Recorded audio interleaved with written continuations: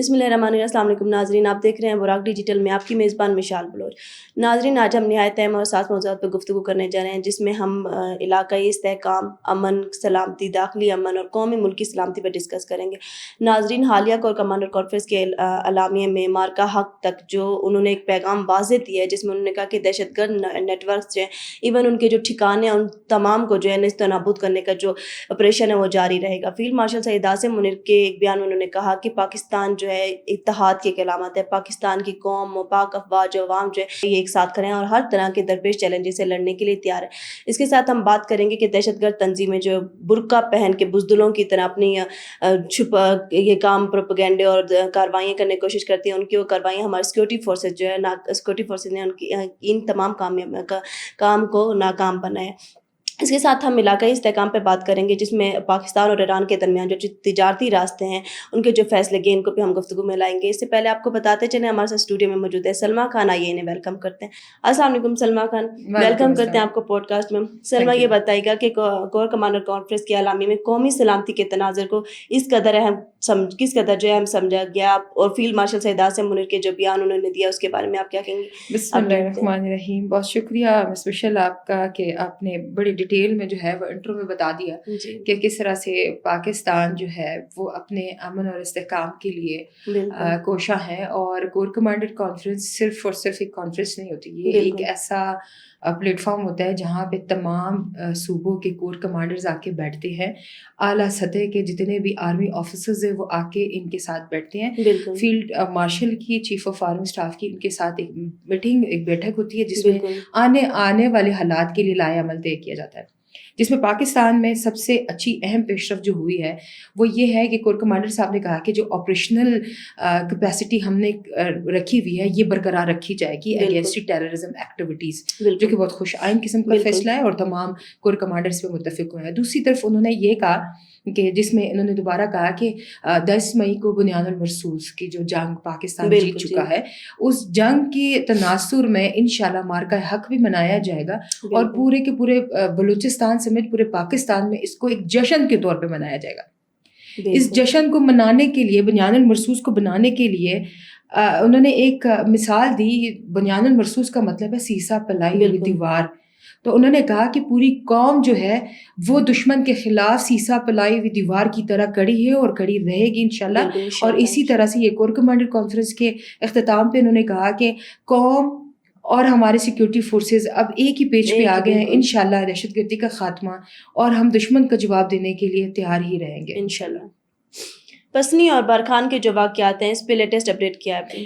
پسنی میں security forces نے جو ہے کامیاب آپریشن کر کے 4 دہشت گردوں کو ہلاک کر دیا۔ اس کے ساتھ ساتھ بارکان میں کلدم تنظیم کا ایک بہت اہم کمانڈر سلال بگٹی عرف نورا بلوچ جو ہے، یہ رات گئے بہت خاموشی سے انٹیلیجنس بیسڈ آپریشن ہوا رات کے اندھیرے میں، جہاں پہ جا کے سلال بگٹی کو جو ہے وہ ختم کر دیا گیا۔ اور اس کے ساتھ ساتھ جو ہے یہ ایک اہم کمانڈر ہونے کے ساتھ ساتھ یہ بہت ساری مختلف قسم کی سیکورٹی فورسز پہ حملے کرنے میں، عام عوام کو نقصان پہنچانے میں، اور دہشت گردی کی جتنی بھی نیٹ ورکس ہیں اس میں اپنے کاموں میں بہت زیادہ مشہور تھا۔ اس کے علاوہ BLA کی طرف سے 5 ڈرائیورز کو اغوا کر لیا گیا ہے، جن کے لیے 3 کروڑ روپے تاوان مانگا گیا ہے۔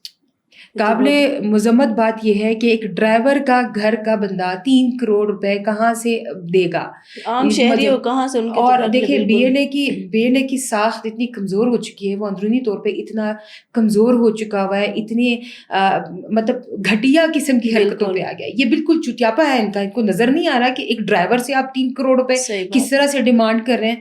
آپ کو اتنا بھی اندازہ نہیں ہے کہ اگر آپ نے وہ 6 ٹرالے جو آپ لوگوں نے مجھ سے کراچی سے پکڑے ہیں، اور اس میں سے جو آپ نے 5 ڈرائیورز کو 6 بے گناہ ڈرائیورز کو اپنے ساتھ مغوی کر کے لے گئے، ان کے گھر والوں پہ کیا گزر رہی ہے؟ یا پھر آپ یہ سمجھ لیں کہ ان کے تاوان کے حد میں جو آپ کو پیسے ملیں گے وہ آپ دہشت گردی کے لیے استعمال کر لیں گے۔ لیکن سیکورٹی فورسز اگین میں کہوں گی انٹیلیجنس بیسڈ آپریشنز جاری ہیں، بہت طریقے سے، بہت تحمل کے ساتھ، جیسے سلال بگٹی کو ختم کیا گیا ہے اسی طرح سے باقی بھی تمام دہشت گردوں کا غاروں تک تعاقب کیا جائے گا، اور انہیں غاروں میں جانوروں کی طرح ان کو مارا جائے گا۔ یہ بات صرف دشمن کو نہیں پہنچائی جا رہی ہے، دشمن کو بتایا جا رہا ہے کہ ہماری سیکورٹی فورسز ہمارے ملک کے، ہماری عوام کے دفاع کے لیے ہر وقت کھڑی رہے گی۔ اسی طرح سے اپنے ذکر کیا اپنے انٹرو میں ہی کہ دیکھیں سیکیورٹی فورسز ہمیشہ عوام کے ہی مفاد کے لیے، عوام کے ہی پروٹیکشن کے لیے کھڑی ہوتی ہے.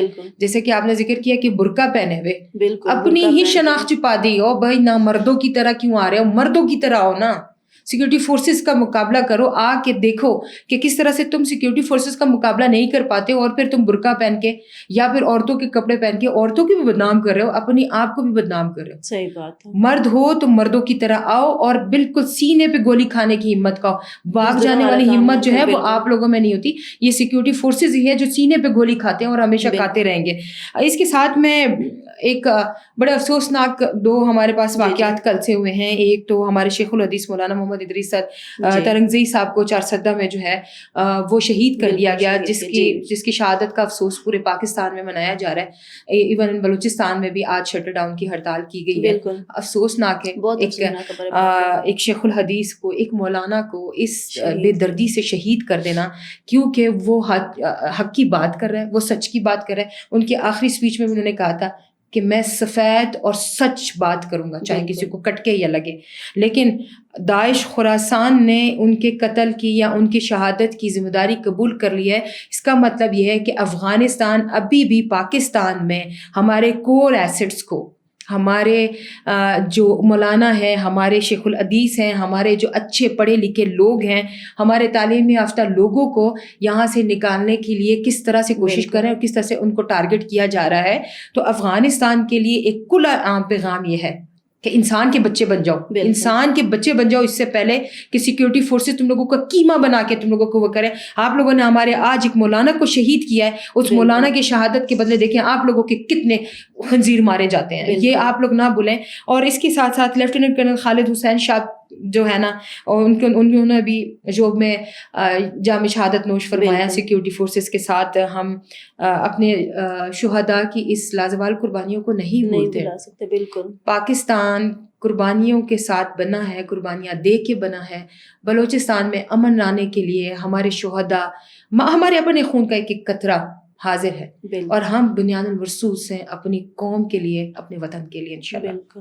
سلمیٰ یہ بتائیں کہ یہ جو ابھی علاقائی استحکام پہ بات کرتے ہیں، پاکستان اور ایران کے درمیان جو نئے تجارتی راستوں کا فیصلہ کیا گیا ہے، تو اس کے بارے میں قوم کو آگاہ کریں. دیکھیے، وزارت تجارت نے نئے قواعد و ضوابط کے تحت جو ہے وہ جو ایران اور پاکستان کے درمیان جو ٹرانزٹ روٹ تھا، وہ ٹرانزٹ مال جو تھا وہ تفتان سے غبت کے راستے ٹرانزٹ کرنا شروع کر دیا ہے. یہ وہ ٹرانزٹ وے ہے، وہ کوریڈور ہے جس سے ایک راستہ کہتے تھے کہ لمبا تھا، چیزیں بہت مشکل سے ملتی تھی اور بہت ٹائم لگ جاتا تھا، لیکن یہ راستہ بہت ہی آسان کر دیا گیا ہے. دوسرا یہ ہے کہ یہ درآمدات جو ہوں گی یہ کراچی کے تھرو آئیں گی، کراچی تفتان و غبت کے تھرو جا کے ٹوٹل کے ٹوٹے دنیا میں ایک تجارتی ہب کھول دیا گیا.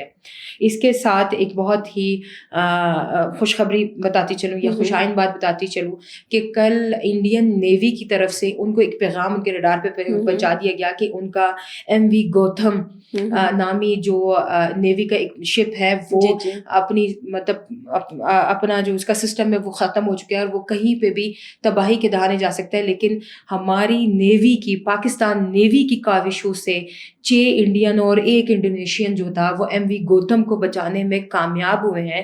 یہ کامیابی جو ہے یہ صرف پاکستان کی کامیابی نہیں ہے، یہ دنیا کے ان قوموں کے لیے ایک پیغام ہے کہ پاکستان امن چاہتا ہے، پاکستان دوستی چاہتا ہے. بالکل. اور پاکستان چاہتا ہے کہ اس طرح کی یہ دشمن تھا، پاکستان کو کیا ضرورت کہ انڈیا کے جہاز کو بچائے.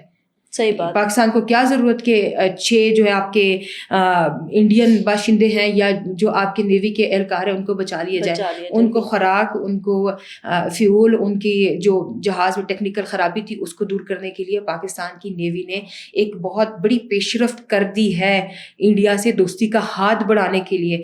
عقل ہے تو ابھی بھی ان کو عقل آ جانی چاہیے کہ پاکستان کسی بھی صورت جنگ نہیں چاہتا، وہ امن کا پائیدار، امن کا ایک شاہی ہے اور پائیدار امن لے کر ہی آئے گا انشاءاللہ. بالکل. بہت شکریہ، آپ نے اپنا قیمتی وقت دیا.